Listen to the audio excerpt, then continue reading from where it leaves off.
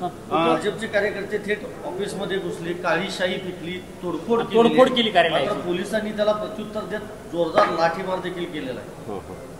पहिल्यांदा या मुंबई काँग्रेसच्या ऑफिसवर झालेल्या हल्ल्याचा मी निषेध करतो।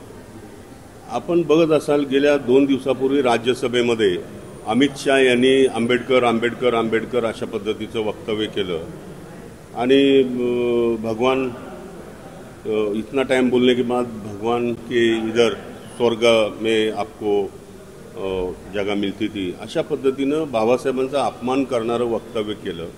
आम्हाला असं वाटलं की ते माफी मागतील, चुकून त्यांच्या तोंडून हा शब्द गेला असेल, परंतु दुर्दैवानं बघत असाल की या देशामधली लोकशाही संपुष्टात आणण्याचं काम यांनी सुरू केलेलं आहे।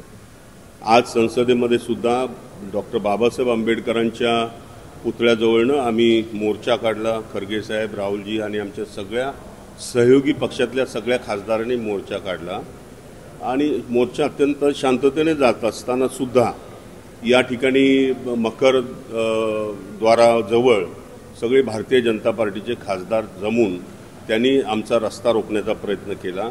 त्या गडबडीमध्ये त्यांनी तो एंट्रन्सच बंद करून टाकला आणि आता जाणून बुजून कंप्लेन करणं, बाकीच्या गोष्टी करणं असं सगळं सुरू झालेलं आहे। डॉक्टर बाबासाहेब आंबेडकरांचा अपमान झाल्यामुळं संपूर्ण देशभरामध्ये भारतीय जनता पार्टीच्या विरुद्ध उग्र असं आंदोलन सुरू आहे, असंतोष निर्माण झालेला आहे आणि त्याला डायव्हर्ट करण्यासाठी जाणून बुजून अशा पद्धतीचे प्रयत्न, हिंसाचार करण्याचा प्रयत्न त्यांनी सुरू केलेला आहे। सकाळी मकरद्वारामध्ये सुद्धा केला आणि आज दुपारी मुंबई काँग्रेसच्या ऑफिसवर सुद्धा अशा पद्धतीचा त्यांनी हल्ला केलेला आहे। पुन्हा एकदा मी आपल्याला सांगतो की बाबासाहेब आंबेडकरांनी या देशाला लोकशाही दिलेली आहे आणि ह्या लोकशाहीला संपुष्टात आणण्यासाठी यांना मनुस्मृती या देशामध्ये आणायचं आहे, हिंदुत्ववाद आणायचा आहे आणि म्हणून ह्यांची ही सगळी कटकारस्थानं सुरू झालेली आहेत। परंतु काँग्रेस पक्ष आणि आम्ही डॉक्टर बाबासाहेब आंबेडकरांना मानणारे लोक, बाबासाहेबांचे उपकार प्रचंड आमच्यावर आहेत। आम्ही नेहमीच सांगितलंय जय भीम के नारे पे खून बहे तो बहने दो, अशा पद्धतीनं आम्ही लढणारे लोक आहोत। आम्ही भीक घालणार नाही।